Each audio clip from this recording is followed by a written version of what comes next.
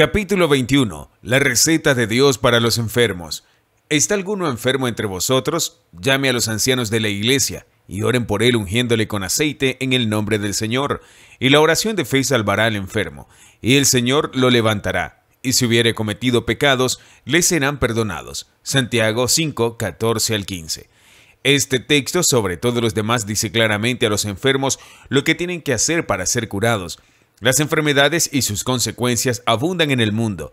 Qué alegría entonces para el creyente aprender de la palabra de Dios el camino de sanidad de los enfermos. La Biblia nos enseña que es la voluntad de Dios ver a sus hijos con buena salud. El apóstol Santiago no duda en decir, y la oración de fe salvará al enfermo, y el Señor lo resucitará. Santiago 5:15.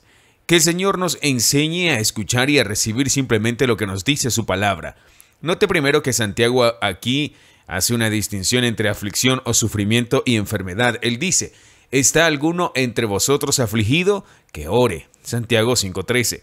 No especifica qué preguntar en tal caso. Menos aún dice pedir liberación del sufrimiento. No, a todo cristiano le sucede sufrimiento que puede resultar de diversas causas exteriores. Entendamos pues que el objetivo de Santiago es llevar al creyente probado a pedir liberación solo con un espíritu de sumisión en la voluntad de Dios y sobre todo a pedir la paciencia que considera privilegio del creyente. Pero al abordar la pregunta, ¿está alguno enfermo entre vosotros?, él responde de manera bastante diferente. Ahora dice con seguridad que si el enfermo pide con confianza, la sanidad la obtendrá y el Señor lo escuchará. Entonces vemos que hay una gran diferencia entre sufrimiento y enfermedad. El Señor Jesús habló del sufrimiento como necesario, como algo querido y bendecido por Dios, mientras que de la enfermedad dice que debe curarse. Todos los demás sufrimientos nos llegan externamente y solo cesarán cuando Jesús triunfe sobre el pecado y el mal en el mundo. La enfermedad es un mal en el cuerpo mismo, en este cuerpo salvado por Cristo, para que pueda llegar a ser templo del Espíritu Santo, el cual debe ser sanado tan pronto como el creyente enfermo recibe por la fe la obra del Espíritu Santo, la misma vida de Jesús en él. ¿Cuál es la dirección dada aquí a los enfermos? Que llame a los ancianos de la iglesia y que los ancianos oren por él. En tiempos de Santiago había médicos, pero el creyente enfermo no debe recurrir a ellos.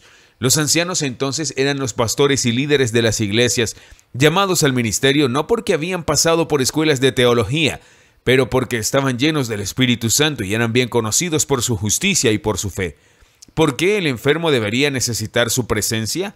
¿No podrían haber orado sus amigos?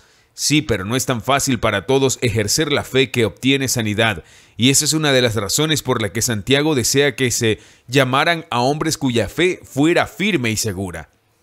Además de esto, eran representantes de los enfermos de la iglesia, el cuerpo colectivo de Cristo, porque es la comunión de los creyentes la que invita al Espíritu a actuar con poder.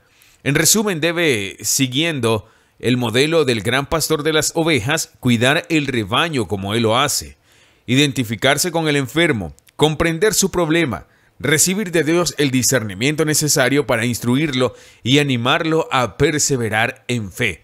Es a los ancianos de la iglesia a quienes se encomienda la sanidad de los enfermos. Son ellos los servidores del Dios que perdona las iniquidades y cura las enfermedades, quienes están llamados a transmitir a los demás las gracias del Señor para el alma y el cuerpo. Finalmente hay una promesa aún más directa, la de la sanidad. El apóstol habla de ello como la consecuencia segura de la oración de fe. La oración de fe hará que el enfermo sea salvo y el Señor lo resucitará. Esta promesa debe estimular en cada creyente el deseo y la expectativa de sanidad. Recibiendo estas palabras con sencillez y tal como están escritas, ¿no deberíamos ver en ellas una promesa ilimitada que ofrece sanidad a todo aquel que ore con fe? El Señor nos enseña a estudiar su palabra con la fe de un corazón verdaderamente creyente.